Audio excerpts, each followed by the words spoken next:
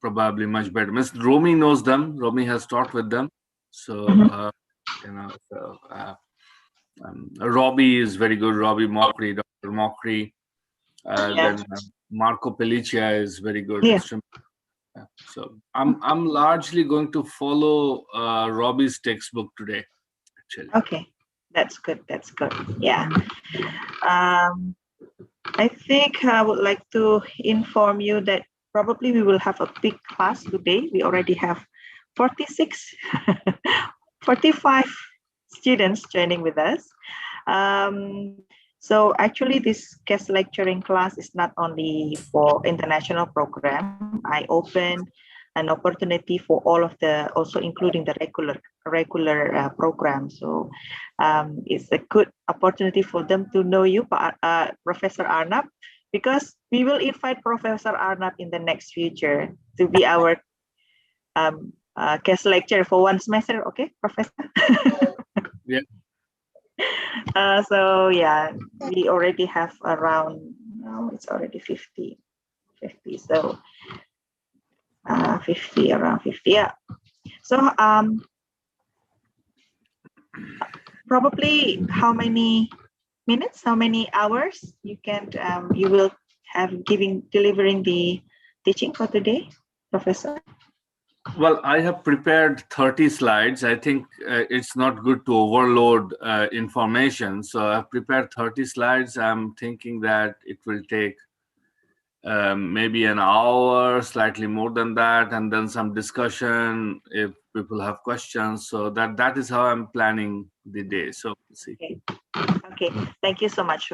So probably an hour uh, for delivering the materials, and the other in the next 30 minutes, 20 and the 30 minutes will be the discussions, Yeah. more or less. Yeah. Okay, I think we already have a lot of people joining. So is it okay if we start it right now, Professor Arnab? Sorry? Is it okay if we start it right now? Yeah. Or Yeah. okay. So I would like to greet to all of the students. Assalamualaikum warahmatullahi wabarakatuh. To all of the students, please turn on your camera. If you have no problems, have no difficulties concerning the Wi-Fi or an internet connections. So Professor Arnab can see your face. It's not really that comfortable for us to teach when we cannot see your face, just only your pictures, or sometimes black and dark, only the name. So please turn on the camera. And during the class session, you may turn off the microphone. If you want to ask some questions, you may raise your hand first, and then if Professor Arnab or the moderator already asking your name or giving you time, you can directly share your thought or also asking your questions. Okay. And I would like to say thank you again to Professor Arnab. My pleasure. Thank you. Thank you so much.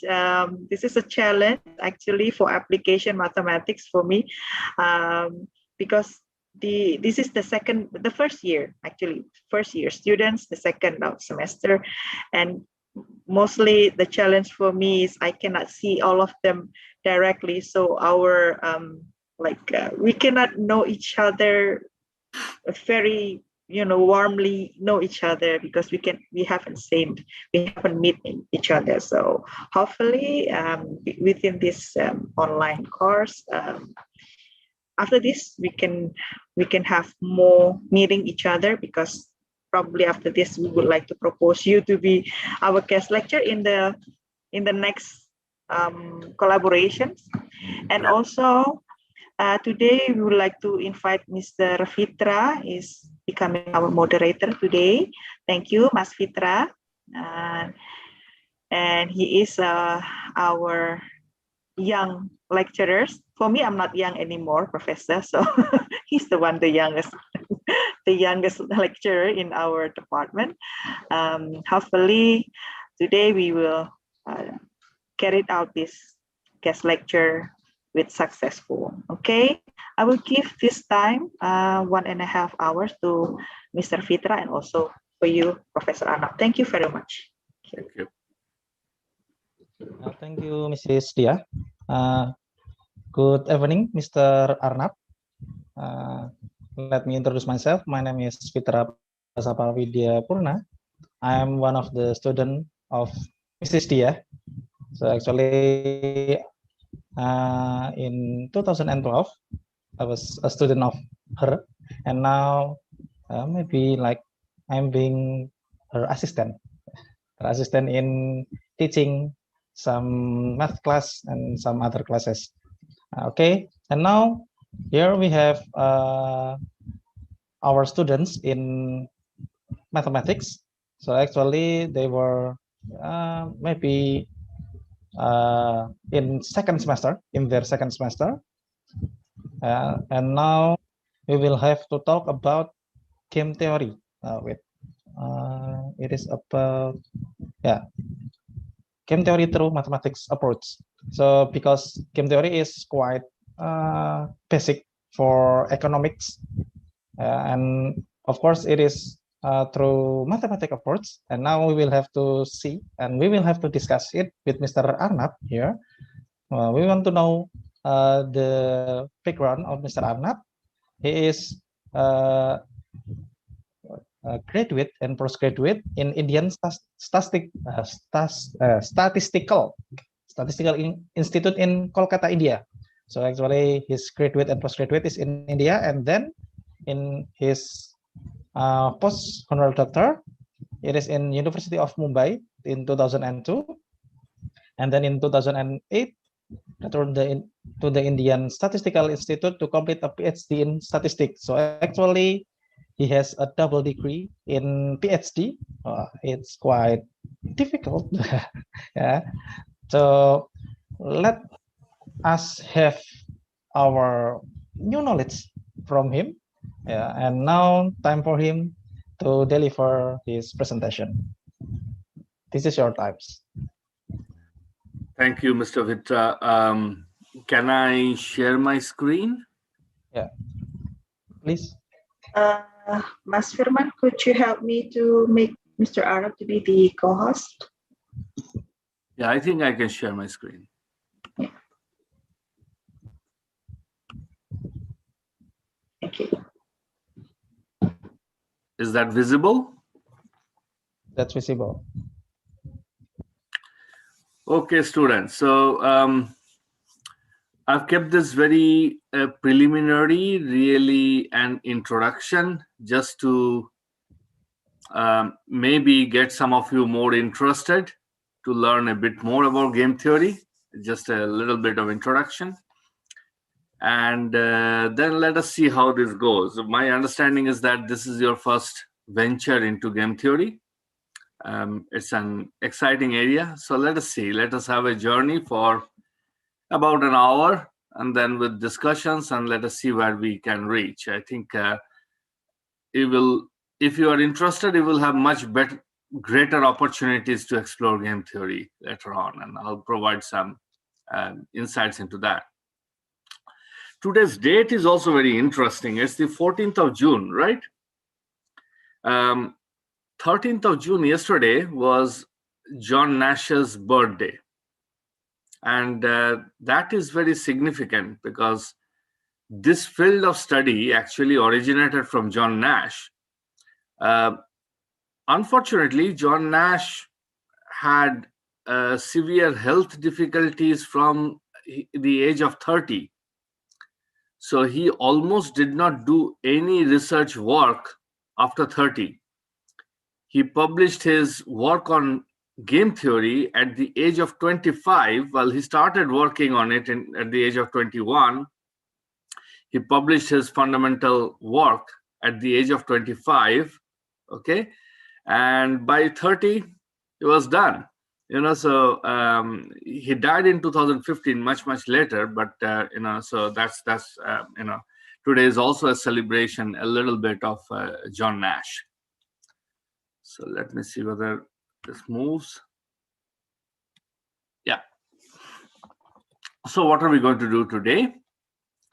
We'll have a gentle introduction to game theory, and we will be talking a little bit about Nash equilibrium, John Nash, after John Nash. Okay, so that is what we will be doing. And this Nash equilibrium, the concept of Nash equilibrium is actually very prominent, very useful in a lot of areas. In particular, it is useful in market situations where there are two players. Okay, so what we mean by players, I'll come to that in a few minutes. But typically, these players are either economic agents or they are farms, things like that, right? So so there are two people or two players who try and play the game, and then each player, just to keep things simple, today each player will be able to make only one of two decisions. So we will be having two players who will be playing a game, okay, a bit like a card game, right? And each of them will be able to make only one of two decisions, okay? But the theory extends to a lot of other situations, right? 3 or more decisions, 3 or more players, okay? Playing in various kinds of ways. We will be only talking about two very simple ways of playing today, but this can be extended to a lot of situations. So what is game theory then? So game theory, one way of understanding it, this is from Myerson, 1991, is an attempt, is a way to capture mathematically behavior in strategic situations. When you play a game, you are of course strategic, right?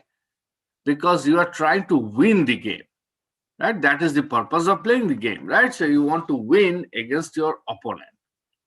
And in order to win the game, you play various strategies, right? You play strategically. So in this game, the chance of an individual's success depends on the choices of others, right? So there are two players. My chances of success, of winning the game, right, depends on what choices my opponent makes. That is why this is strategic, okay? And these are the situations that game theory is best in handling. So initially, it was developed to analyze competitions, right? So where one individual does better at another person's expense. So we call this zero-sum games, because together the two individuals, they would make a gain of 0. The sum will be 0. The sum of gains will be 0. One person will be the winner, one person will be the loser. Okay? So that was the initial form of the game. But then it has been extended now to a wide class of interactions characterized by many different criteria. We are not going to go into that wide field, but just provide a little bit of just a peep into the domain, into the box. So there are some typos here, but forgive those typos. I will correct them later on. This should be rational, right? So game theory can also be thought of as being a theory, unified theory for the rational side of social science. Okay, so more broadly. So it's not only economics, it is not only sociology, it is not only political science, but all social sciences, the rational side of it can be captured by game theory. And interpreted broadly, it can involve, of course, human beings playing games, but also animals, computers, plants, so on and so forth. So in some ways, the application domain of game theory is quite broad. So just a little bit of history. Where did this come from? Well, actually, game theory is not new. It's a very large literature. It's not new. Probably the earliest examples of game theory can be found in the work of Cournot and Edgeworth. That is in the 19th century. Okay. And then early 20th century, Zermelo first discovered that chess-like games can be solved for a large, finite number of moves. That was very significant because that was the start of, in some ways, development of computers as well, right? The Russians were developing programs to play chess. And now we know one of the big successes of machine learning, artificial intelligence, is that human beings can no longer compete with computers in chess, right? So, and that was the start of it, and it originated also from game theory. Further development was done, very significant development was done by von Neumann and Morgenstern in 1944, around the time of the Second World War. And then the field just expanded. The most fundamental name, as we have seen a moment earlier, discussed a moment earlier, was that of John Nash, right? So Nash and Hosseini and Selten, they received the Nobel Prize in economics for solution concepts in non-cooperative game theory. Okay, that was in 1994. Then subsequently, quite a few other Nobel Prizes closely aligned to the work in game theory. 1996, Merlis and Vickery. 2005, very important, Aumann and Skelling. Right, they used game theory. Their work was for using game theory to understand conflict and cooperation. One of the big application areas of this was, I don't know whether I should be saying this or not, but was the conflict between Israel and Palestine. Okay, so there were huge applications of game theory there, right? Practical applications, real life applications, okay? And people learned a lot through those games. And then Hurwitz, Maskin, and Meyerson in 2007 for foundations of what is called mechanism design, which I cannot go into today, but at some other time I'll speak to you about it. So that's a short history. And sort of it all begins from this guy whose birthday was yesterday, John Nash. There's a very beautiful film about John Nash. If you have not seen it, please go and see it. It's called A Beautiful Mind. Okay, very nice film about the life of John Nash. Okay, so you'll get more insights when you see that film. Right. Now, let us get into a little bit of detail. Okay. In any game, there are three important components or three important elements. There are the players. Who is going to play the game, right? At the moment, we are going to assume that we have two players, but in general, it can be more players. Okay, so two or more for most games that are interesting. So what do these players do? Well, they need to play the game to win it, so they have a strategy to win the game. Okay, so each of these players have a strategy. It can be the same strategy or a different strategy. For us today, it is going to be the same strategy. Okay, so we'll come to that. And you get payoffs.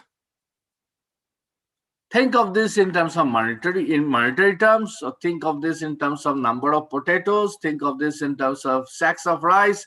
Whatever you do, you get a return from the game. What does this return depend on? Well, it depends on your decisions as a player and the decisions of the other player. And that is why this is strategic, right? You need to be strategic. So you cannot just win only on the basis of the decisions that you make. Your outcome of winning or losing also depends on what decision your opponent makes, just like any other game, right? So let us see how we can represent this in a simple form. And this is how we typically do it through what is called a payoff matrix. Okay, let's start at the very beginning. So how many players do we have in this game? We have person 1 playing against person 2. So there are 2 persons, 2 players in this game. Okay. So what do you mean by playing the game? Well, what you mean is choosing an action. So person 1 can choose one of 2 actions, action A or action B. Okay. Action A and B can be going to the market or not going to the market, going to the market or going to a, to the beach, buying a thing or selling something off. It can be any sort of things, right? So any strategic thing that you can do to try and win the game. And likewise, person 2 has 2 actions at their disposal. Not necessarily the same actions, it can be different. Okay, so we call this action C and action D. And the payoff matrix tells us what happens, what kind of payoffs the 2 persons get when they play the game, when the opponent chooses a particular action and they choose another action, right? For example, on the top left corner, we have 10 and 2. What does this tell us? This tells us that if person 1 had chosen action A and person 2 had chosen action C, then person 1 is going to get 10. Think of this as 10 sacks of potatoes, or 10 servings of nasi goreng, or $10, whatever, right? And person 2 gets 2. Okay, so the numbers there are very important. There is a specific reason why we have kept the returns to person 2 smaller here, because in life, in society, not everybody can get big gains, right? So even if you play the game very well, right? So there are some inequities in life. So we have represented that here. But the specific numbers don't matter so much. What matters is how do we read this? Yeah. The first one is the return to person 1 when they are playing the particular action. But not only that, when their opponent plays the corresponding action as well. The important thing here is to realize that your returns from the game will also depend on what your opponent does. Okay? So that is how we read this payoff matrix. Okay, so here's a bit more detail about that. Okay, so just what I explained a moment earlier, the interpretation of the box. Okay, let me stop at this stage just to make sure that everybody understands this payoff matrix. Is that okay with everyone? Any questions?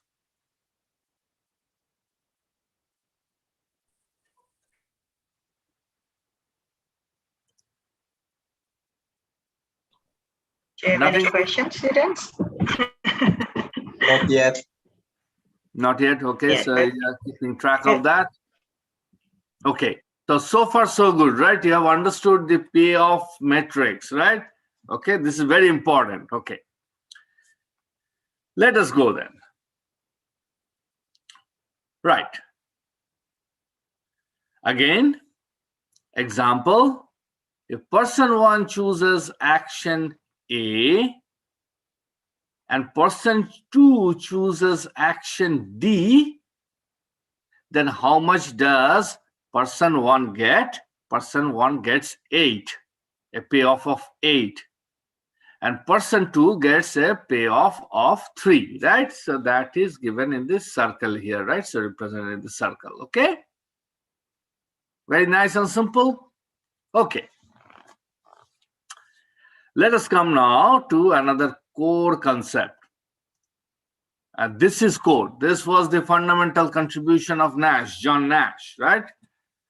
So there is a certain equilibrium. Well, there are many different kinds of equilibriums that one can define on a payoff matrix, okay?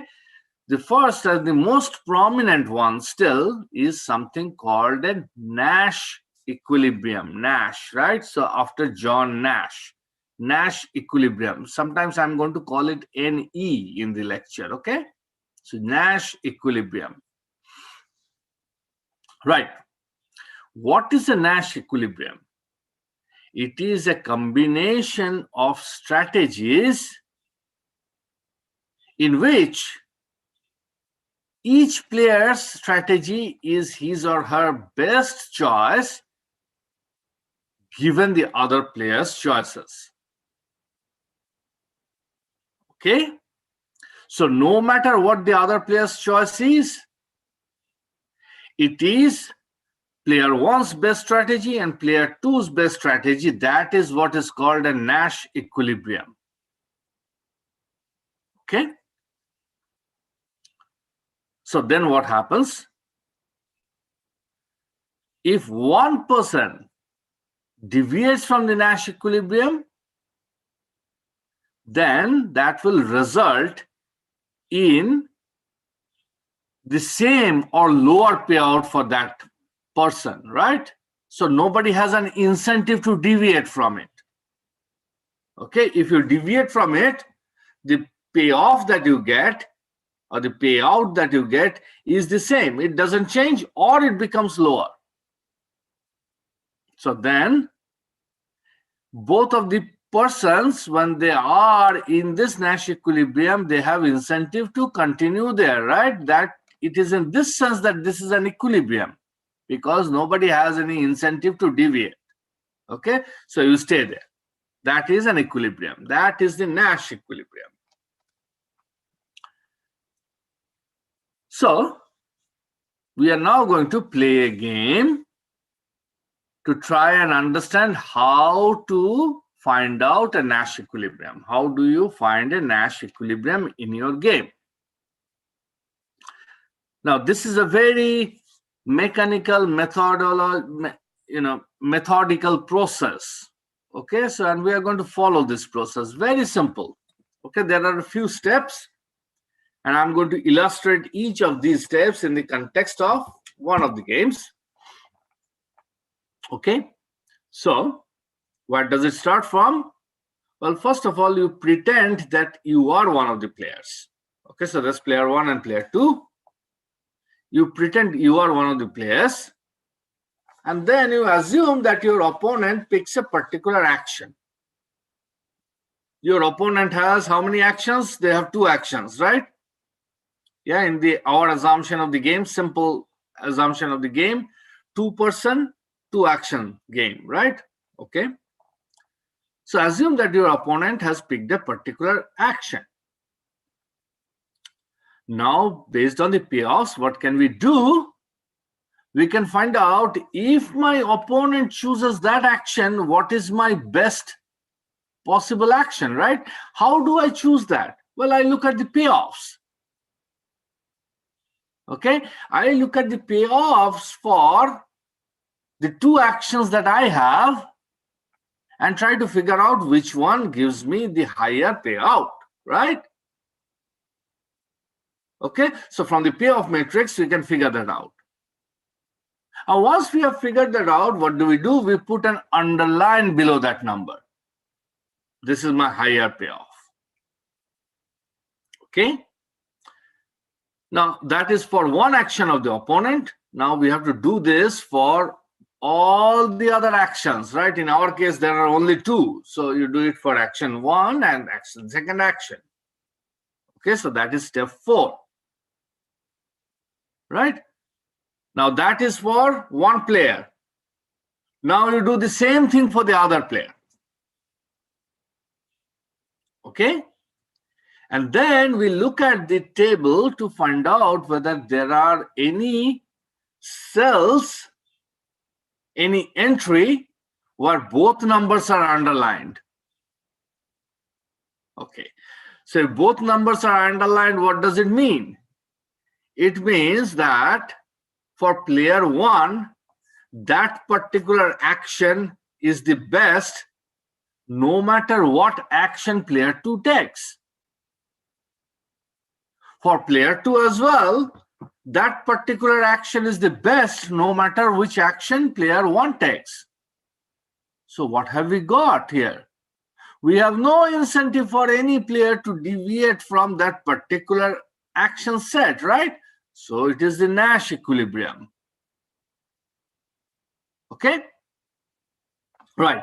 That probably sounds very bookish, very difficult. So let us see some numbers now. Okay?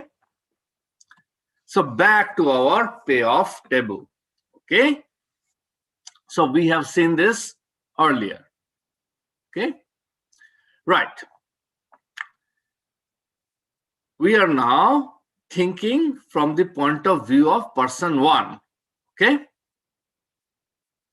We assume, first of all, that person 2 is playing an action C strategy. So, person 2 plays action C. If person 2 plays action C, what is the best strategy that person 1 can take?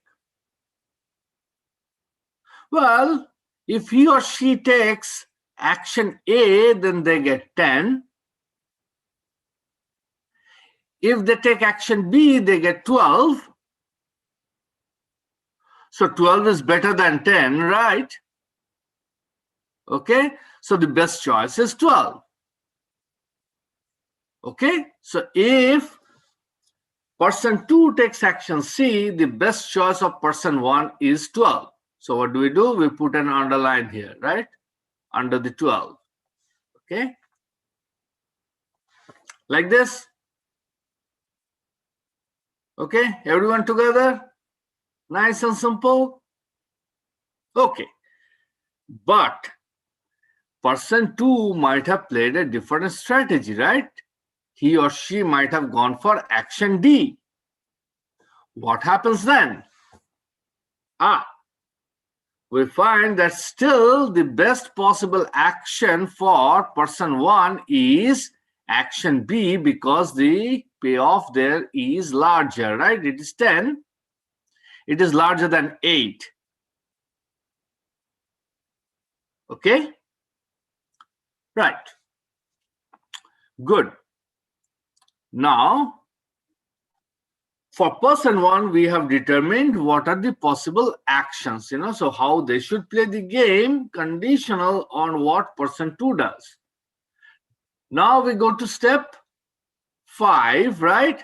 Go to the other end, right? So now we play from the point of view of person 2. So let us see. Okay. Person 2 thinks, if person 1 takes action A, what is my best strategy? Well, my best strategy is to choose action D because that gives me a payoff of 3. If I had chosen C, I would have got a payoff of 2. So this is a larger payoff. So I'm going to play this one. So underline on 3. Okay. If on the other hand, person 1 chooses action B, then I'm choosing between these two. And the better option for me as person 2 is 4. Okay, action C, which gives me a payoff of 4, which is larger than the payoff of 1. Okay, nice and simple. Right, so what have we got? Is there a box here which has 2 underlines? There is, right? Okay. Which box is that? That is the person 1 taking action B and person 2 taking action C box. Okay. Right.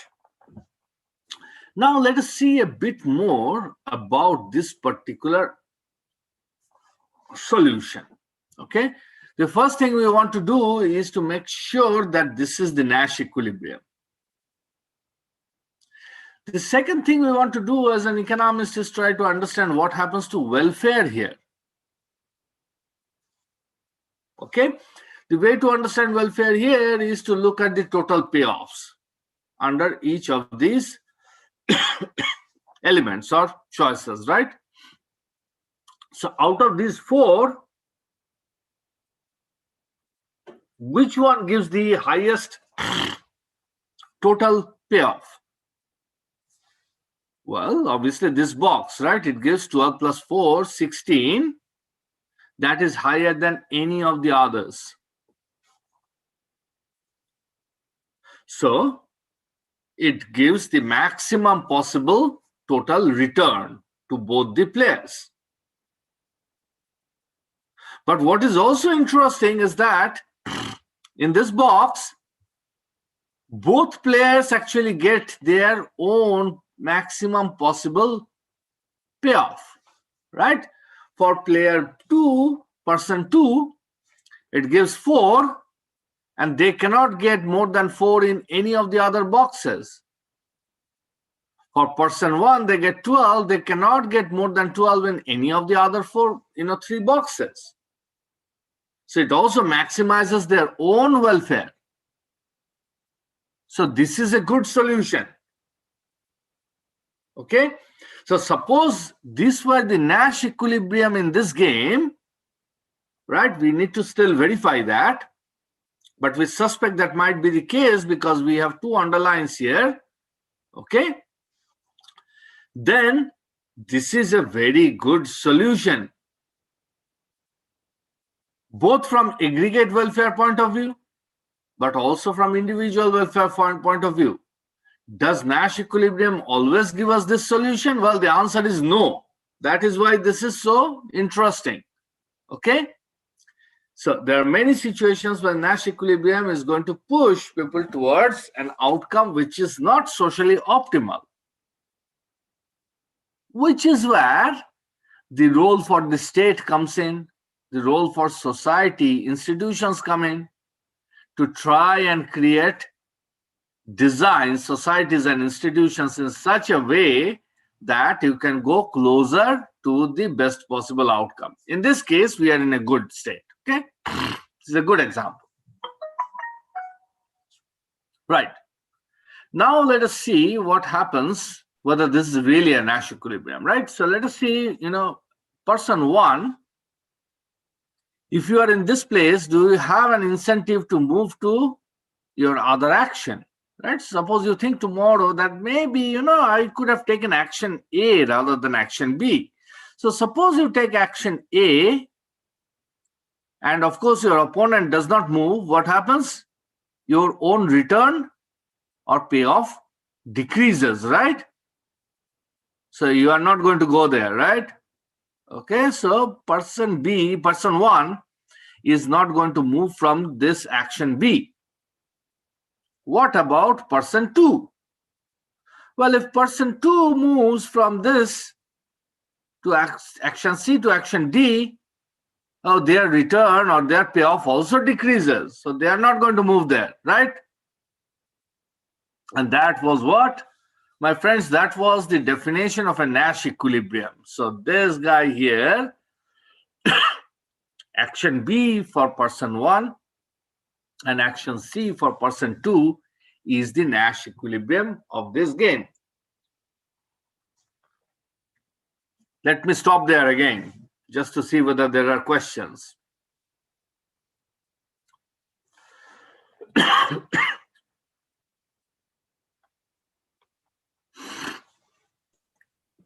Students, do you have any questions?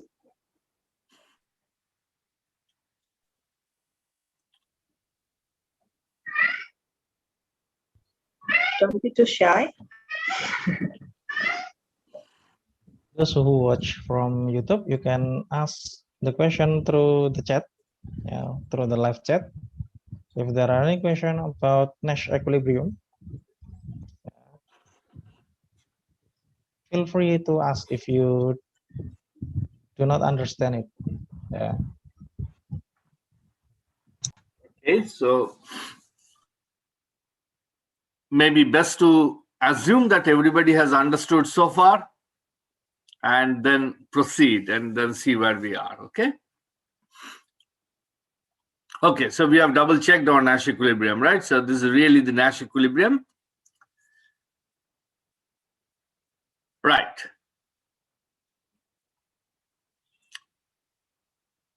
Underlying this, there is now a new concept. It is called a dominant strategy. Okay? Right. When is a strategy dominant? If the choice is definitely the better choice for the individual, okay, no matter what the other person chooses. Okay, so see, for example, action B for person 1. Action B is the dominant strategy for person 1. Why? Because no matter what the other person chooses, whether action C or action D, person 1 is going to choose action B. How do we know that? Because under action B, both under 12 and 10, we have an underline. So there is a dominant strategy then for person 1 or player 1. Okay? Is there a dominant strategy for player B or player 2?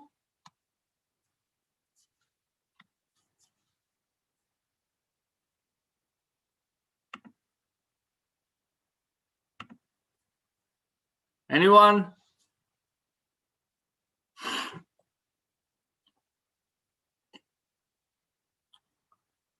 That is not, right? So for action C, you can see that, underlines in both places are not there. There's an underline here. There's an underline here. And there's an underline there, right? So, and these are in two different actions for person 2. For person 2, there is no dominant strategy. Okay? But for person 1, there is a dominant strategy. Okay, let us take another example. Okay. So in the previous example, we have seen that we have a Nash equilibrium. Okay. Let us do this one. Now we have understood the drill, so we can go quickly. Okay, same structure, person 1, person 2. The only thing which is different here is the payoffs themselves, right? In terms of social welfare, which one is better? Well, obviously this one, right? 20 and 20, that gives 40 for total. Yeah, both players.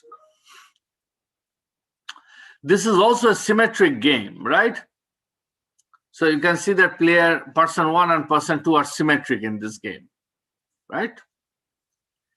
And what else do we observe? We also observe that, so this cell also gives the maximum welfare to each individual player as well, right? So 20 is the maximum they can get. But is that the Nash equilibrium? Okay, go there. So which is the Nash equilibrium now? Everybody understands how we got the underlines, right? Okay, so we have done the underlines. So which is the Nash equilibrium? Well, there are two in this game. So the Nash equilibrium is not unique in this game. So it is possible to have two Nash equilibria in a game.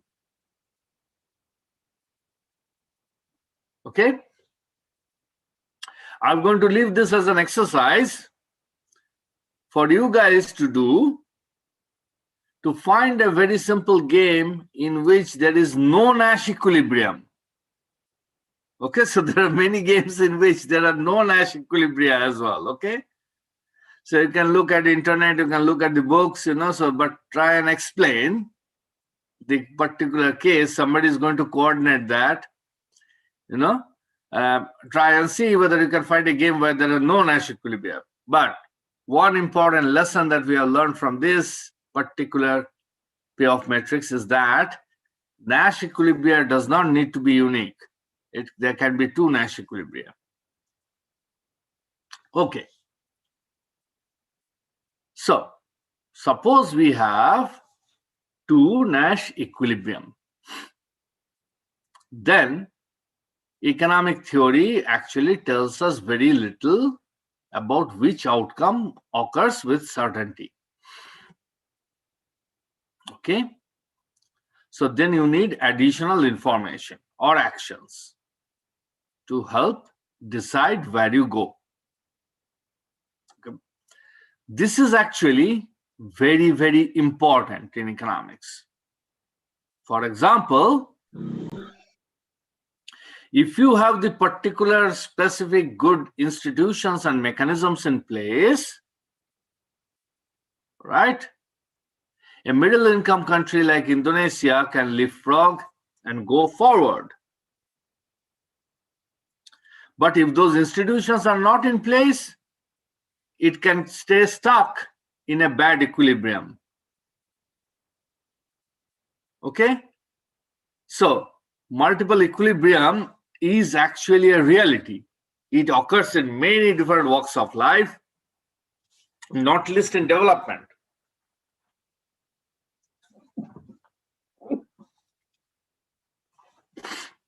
Okay? So we need to understand multiple equilibria then very well.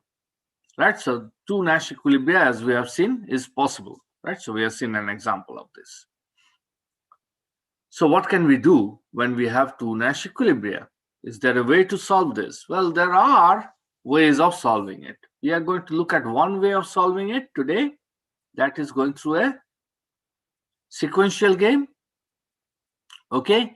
Another common way of solving it, which I'm not going to cover today, is playing a mixed strategy. Okay. So one thing I'm going to do today and one thing I'm not going to do today. Okay.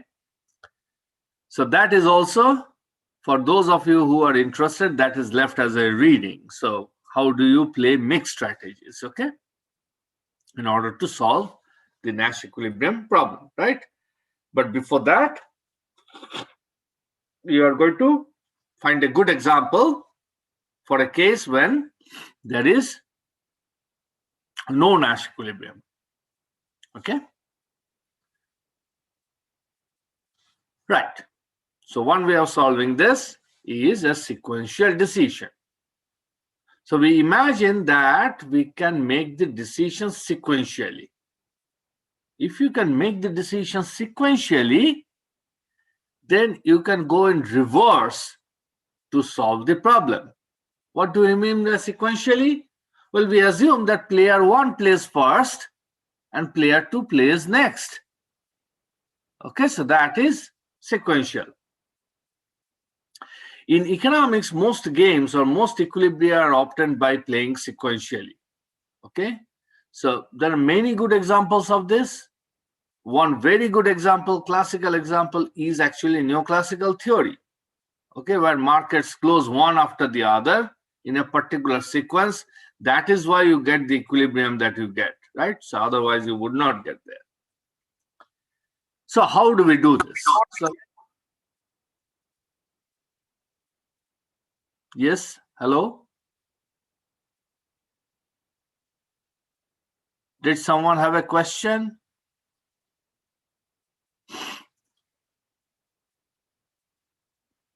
No. Okay. So what are we doing here? We are representing the same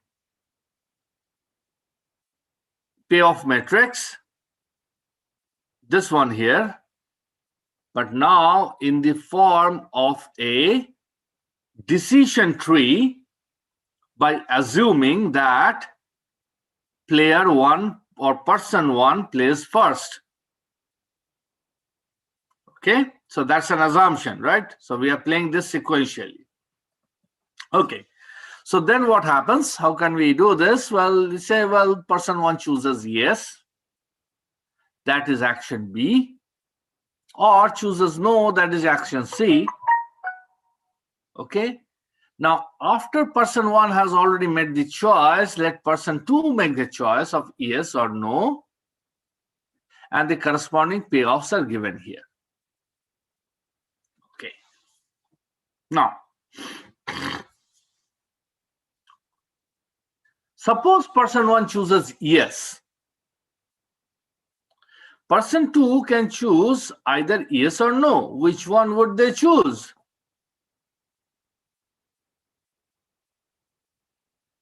Which one has the higher payoff for them? Well, 20 or 10? Well, obviously 20 has higher payoff, right? So if person 1 had chosen yes, then person 2 would choose yes as well. Okay? Now, what if person 1 chooses no? Then again, person 2 has two choices. Which one gives them the higher payoff? Well, no gives them the higher payoff.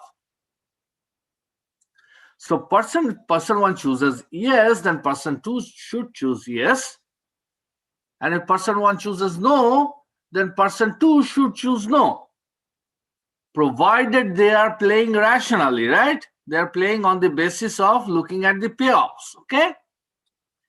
If they're doing that, then they are choosing either this block or this block, right? That was what we found in terms of Nash equilibrium as well, right? So these were the two solutions of the Nash equilibrium. Okay? Now let us see whether we can get something more by allowing them now, as we are doing now, to play sequentially. So what can we do if they're playing sequentially? We can say, oh, hey, person 1 knows that person 2 is playing a rational game, is rational. So person 1 then knows that person 2, if they make the choice yes, they are not going to choose no. Okay, that is reasonable to assume because that gives them lower payoff. And similarly, person 1 knows that but if they are playing no, person 2 will not choose this one. So we can cut these two out. Suppose we cut these two out, what does that mean? That means that person 1 can now choose between yes and no based on their own return in these two states, right? Which one gives them the higher return? Of course, 20 gives them the higher return. So yes gives them the higher return. So person 1 will then choose 20. Okay? So this is a different form of equilibrium, right? Okay? It turns out that it is a Nash equilibrium because no player has an incentive to deviate once they have reached this equilibrium. But earlier, we were not finding a way to reach this equilibrium, right? Because there were two Nash equilibria here. But by playing the game sequentially, now we can reach this Nash equilibrium. Okay? Right. So, we can now find a way for persons to reach a Nash equilibrium.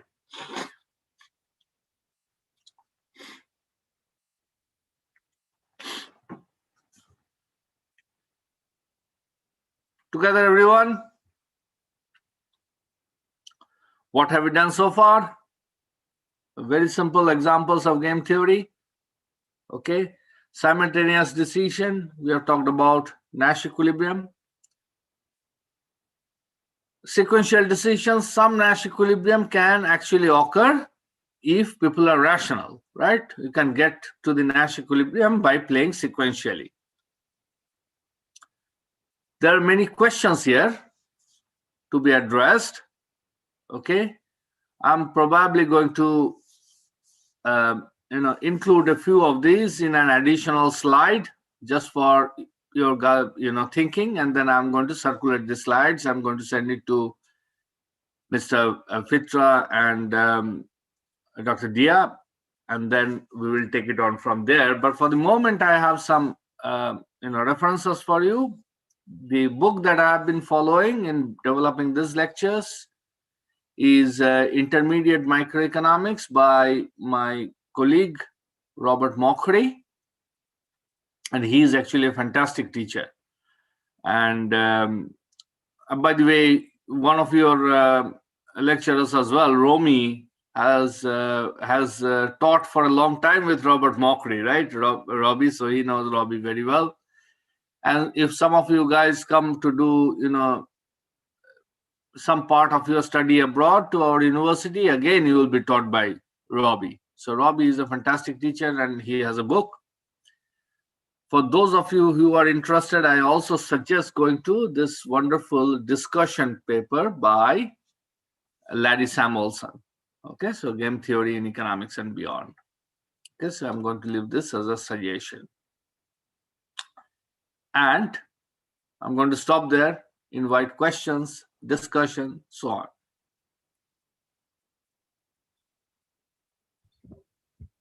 Okay, is there any questions for the discussion we have this evening? Anyone want to raise his hands or her hands? Or maybe you can write your questions through chat. Even who watch from YouTube, you can ask as well from the live chat. Okay, is there any question for the discussion about game theory?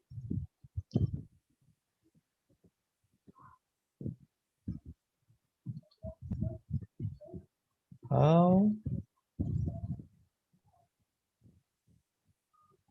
is it quite understandable? So there are no questions from you. Okay. Maybe I understand.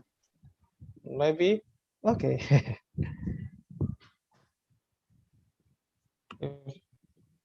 Mrs. Dia, oh, if there are no questions.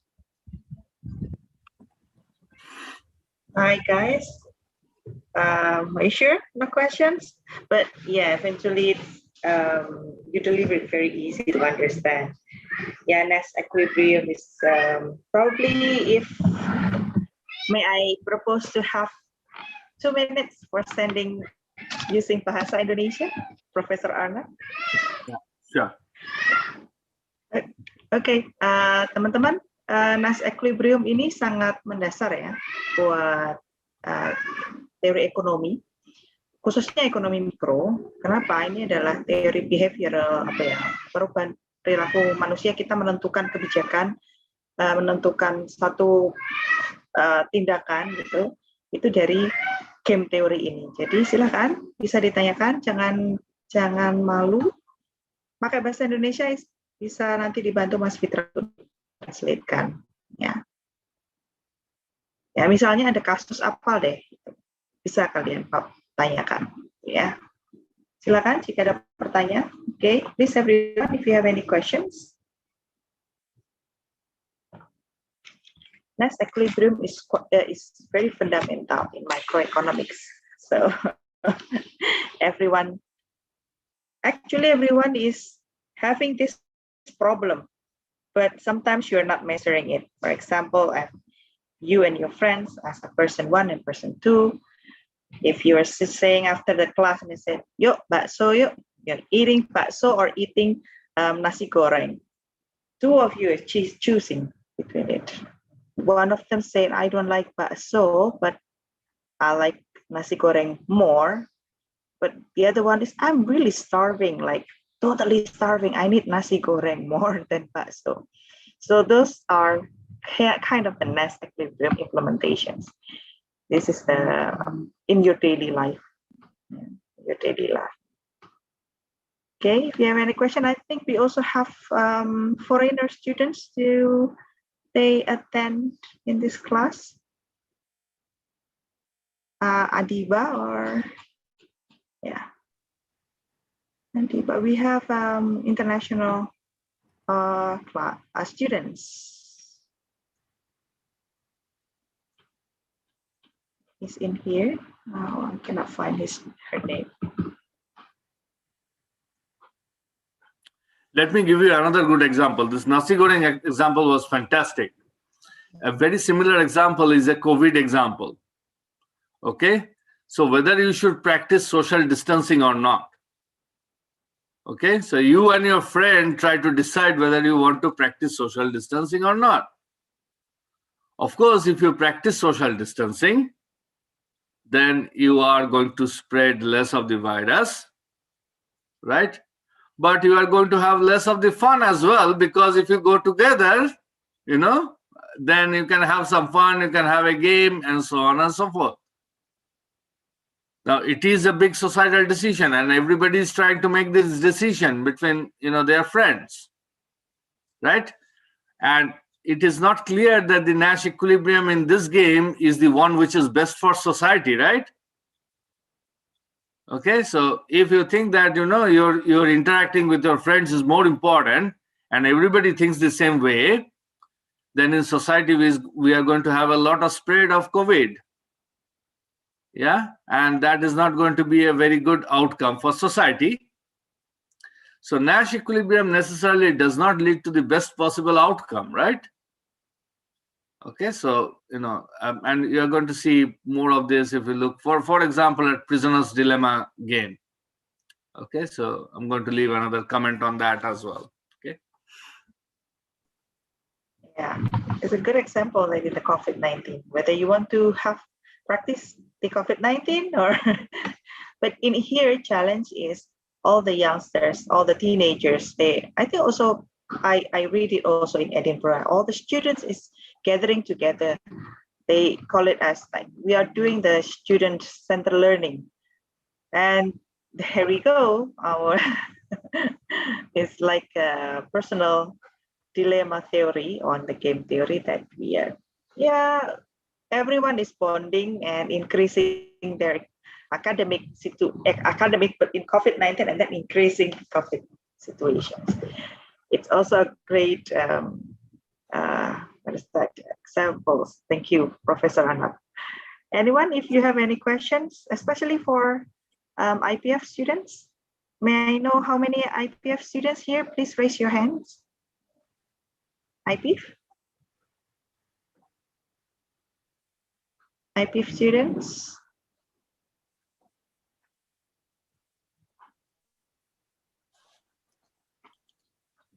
Okay, Fadil Muhammad.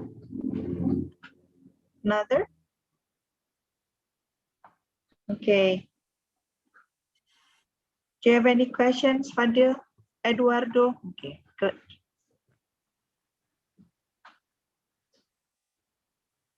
Please, I will give you the time for IPF students, because this is actually special guest lecture for you, IPF students. We proposed Professor Arnab to share the Nash equilibrium, the game theory application in mathematics. Do you have any questions? How do you want to do a little bit feeling that, or how to calculate then? How to adjust the 10 to something like that? You want to ask concerning for that? In each of the each component in person 1 and person 2. I think everyone is so silent, Professor. Either it's not interesting enough or it was very simple for the students. if we upgrade it into the intermediate, they will be just like getting more silent.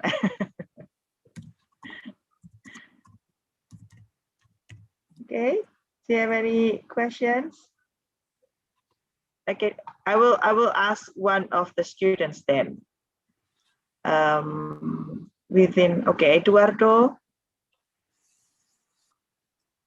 please. Good afternoon, ma'am. Thank you. Good afternoon. Can you turn on your camera? Okay.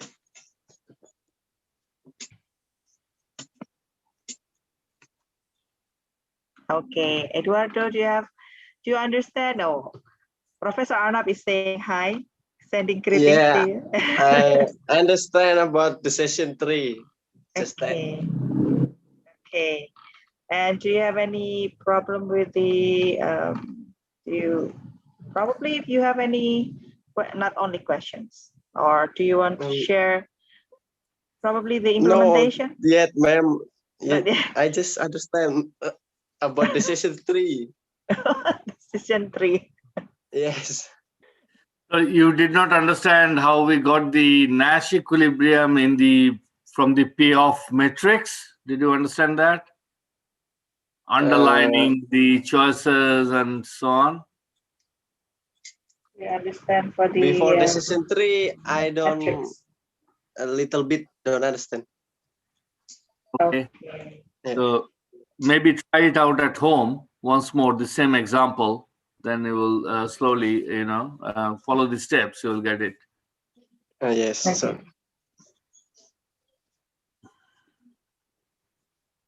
Yeah. Okay. Okay. Thank you, you, ma'am. Eduardo. Bye, Eduardo, and others. Oh, don't be get silent. This is the special issue of Professor Arnab.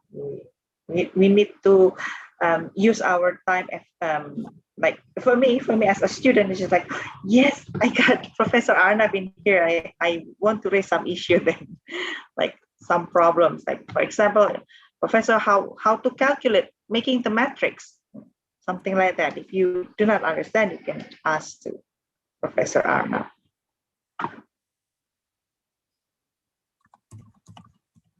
The other?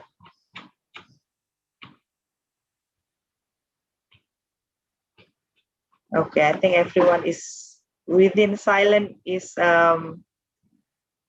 what is that? Like getting shy, or they already understand because yes, this is happening in daily life. This is Nash equilibrium we can apply in daily life. That is why actually Nash equilibrium is the fundamental concerning the game theory. Okay. Okay, give the time to Fitra if there's no questions. Okay, maybe I will conclude some of the discussion today. Game theory is we will have 2 players in a game theory or more, and then each of player only can make 1 decision each time. And then the success is depend on other people's, not just on their own decisions, but on other people's decision. And then there are 3 elements in game theory. There are players, strategies, and payoffs. And then Nash equilibrium is when each of player strategy is the best of their decision. And then if there are more than 2 Nash equilibrium, we can use sequential decision to solve it. And maybe there is another, and it is mixed method, but it did not mentioned in this discussion. Okay, thank you. Those are the conclusion of our discussion today. And maybe You're welcome, sir, ma'am. Okay, thank you. Thank you so much, Mas Fitra. Thank you so much, Professor Arnab. I hope you will, in the next future, we will meet you again. And actually, surely I would like to propose another, having the international, we call it summer courses.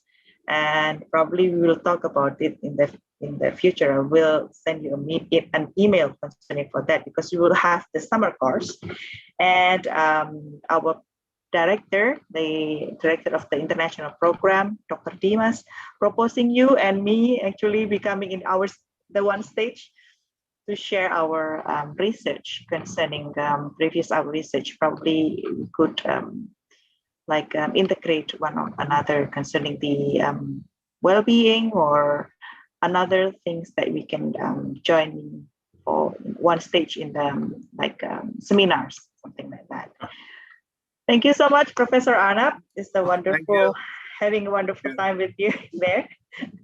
Keep safe and keep healthy as usual, and also you always share what is that, a big smile for us. So I always, every time I meet you, is always smile and happy. So I'm feeling happy. Thank you. Contagious happiness. Okay, thank you so much for Professor Arnab. Hope to see you again, and also thank you for Mr. Firman and Department of Economics from International Program, and all the students from Class A until G, and also International Program. We'll meet you again in the next week for the last exam of competency test. Okay, thank you so much, Mr. Arnab. Please send my regards to all of the college in the Heriot-Watt. Certainly, and our regards to all of you and Dr. Rizal Yaya and everyone else as well. So good wishes, and we'll talk soon. Okay, thank you so much, Professor Arnab. Okay, see you. Bye-bye. Bye. Terima kasih teman-teman. Wassalamualaikum warahmatullahi wabarakatuh. Waalaikumsalam. Waalaikumsalam warahmatullahi wabarakatuh. Waalaikumsalam. Thank you, ma'am. Waalaikumsalam. Thank you, Miss. Terima kasih. Kalau masih bingung, lihat di YouTube.